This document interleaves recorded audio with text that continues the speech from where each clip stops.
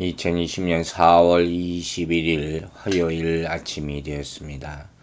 오늘 우리가 함께 볼 말씀은 창세기 6장 10절부터 12절까지의 말씀입니다. 창세기 6장 10절에서 12절까지 말씀, 10절 말씀부터 읽겠습니다. 세 아들을 낳았으니 셈과 함과 야벳이라. 자, 노아가 낳은 아들 5장 32절에 이어서 이 셈, 함, 야벳이라는 세 아들을 낳았다는 사실을 이제 본절에서 다시 한번 언급하고 있습니다. 이 사람이 이 홍수 이후 인류 역사를 새롭게 시작하는 데 있어서 굉장히 중요한 사람들이라는 것을 다시 한번 리마인드 시켜주는 것이고, 또 이 사람들의 후손들이 어떻게 살고 있느냐를 또한 암시해주는 그런 말씀입니다. 자, 11절입니다. 그때 온 땅이 하나님 앞에서 부패하여 포악함이 땅에 가득한지라. 사실 이 말씀으로 말미암아 우리는 큰 실망을 하게 됩니다. 이 길지 않은 이 11절 말씀이 인류의 모습을 보여주기 때문입니다. 그때 온 땅이 그랬어요. 이 성경에서 이 땅은 그 자체가 땅에 사는 사람들을 나타날 때가 있습니다. 또한 하늘과 반대 개념으로 하늘과 땅 이럴 때, 그때 말하는 것으로 세속적인 삶을 비유적으로 나타낼 때도 사용되기도 합니다.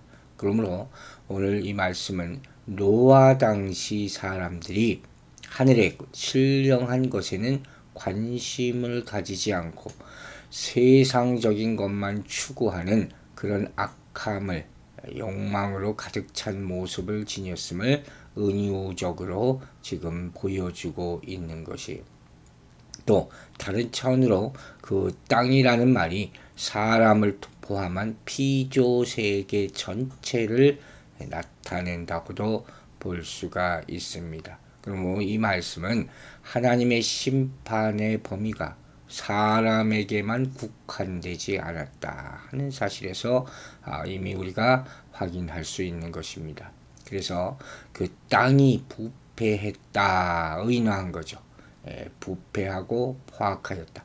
사람뿐만 아니라 땅에 사는 모든 생물이 하나님의 심판의 대상이 되고 있다 하는 사실을 결론적으로 보여주는 것입니다. 그런데 여기서 중요한 말이 하나 나옵니다. 바로 그것이 하나님 앞에서 라는 말입니다. 하나님 면전에서, 하나님 보시는 데서 그렇게 부패하고 포악했다. 여러분, 이건 뭘 의미하겠습니까? 그 당시 사람들이 하나님을 무서워하지 않았다는 것이죠. 아주 공개적으로 외람되게 악을 행하였다는 거예요. 즉 노아 시대의 사람들은 악을 행하는 것을 조금도 부끄럽게 생각하지 않고 오히려 자랑스럽게 생각하며 자기의 힘의 과시 수단으로 삼았다 하는 것입니다. 오늘날에도 이런 사람이 참 많습니다. 과거 라멕이 두 아내를 취한 얘기를 우리는 봤어요. 그래서 결혼의 신성함을 파괴하고도 공개적으로 살인을 자랑하는 노래를 부르지 않았습니까? 오늘날에도 우리 성도들은 노아의 때와 별반 다를 바 없는 악을 조장하는 왜곡된 문화가 오히려 선망의 대상이 되는 안타까운 현실 가운데 살고 있음을 깨달아야 될 것입니다. 또한 오늘 이 말씀은 모든 죄악이 근본적으로 하나님께 대한 범죄라는 사실을 보여줍니다. 물론 인간이 인간에 대한 범죄를 저지를 수 있고 자연계에 대해서 잘못을 저지를 수도 있습니다. 그러나 이 모든 범죄가 결국 따지고 보면 하나님이 창조하신 인간의 존엄성과 질서를 파괴하는 것이지 않습니까? 그러므로 하나님께 범죄한 것이 된다 하는 것이에요.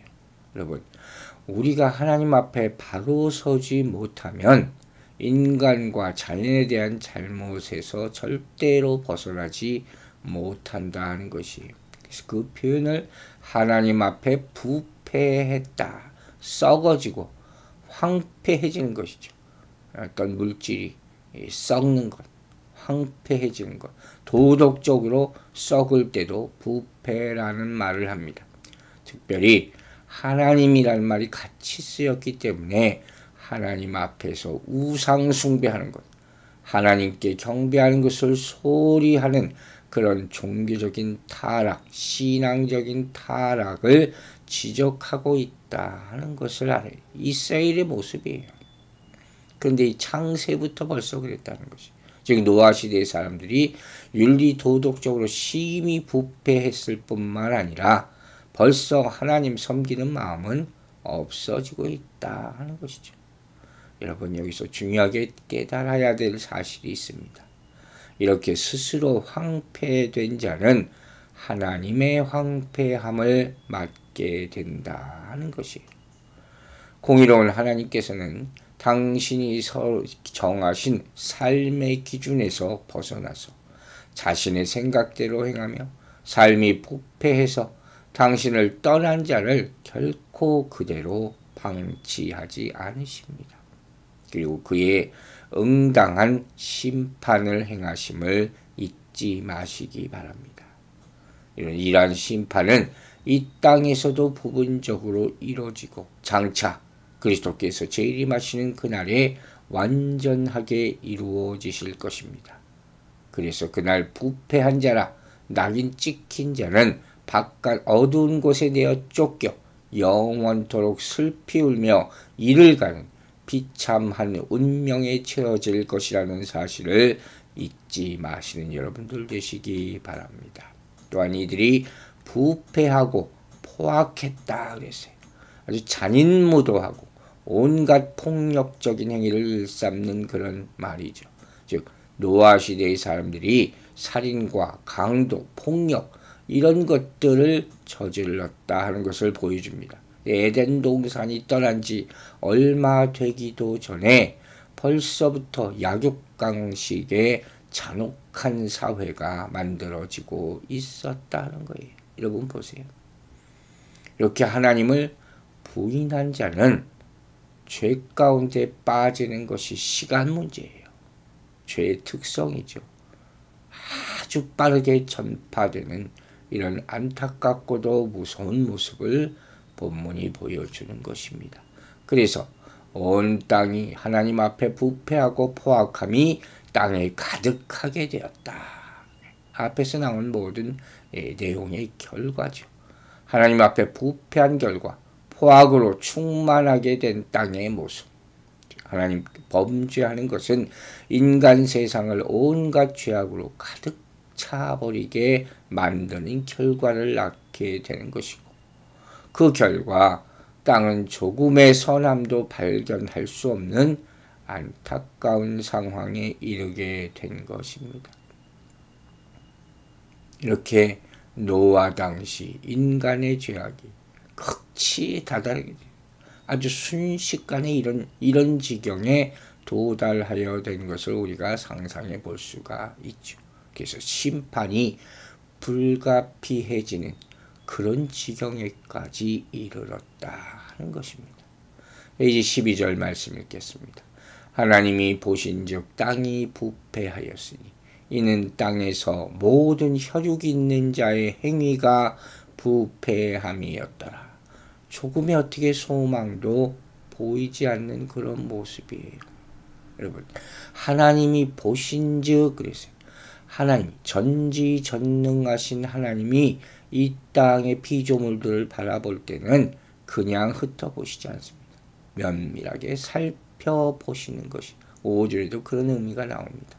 그럼에도 불구하고 다시 또 보셨다 하는 것은 하나님의 안타까운 심정을 여기서 강조하고 있는 것이 즉 이제 하나님께서 어떤 결단을 내리실 시점에 도달했다는 거예요. 한 번만 더 보고 하는 그런 표현이라고 저는 생각을 합니다. 하나님께서 보셨다. 이 원문을 보면 앞에 이 서두에 보라 하나님께서 보신즉 이런 보라라는 단어가 나오는 것을 이 한글 성경에서 생략된 것을 찾아볼 수가 있어요.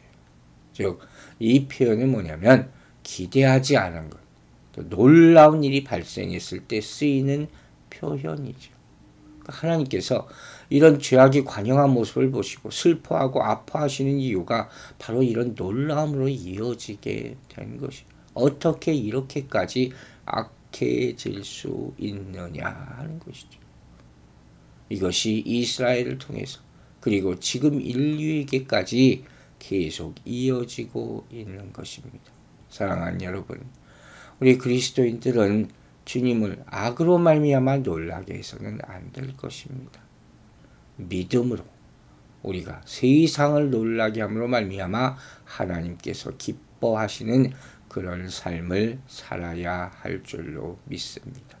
그 일의 시작은 바로 하나님께서 우리를 살펴보시는 그 눈길을, 그 시선을 피하지 않는 그런 삶에서부터 시작되는 것입니다.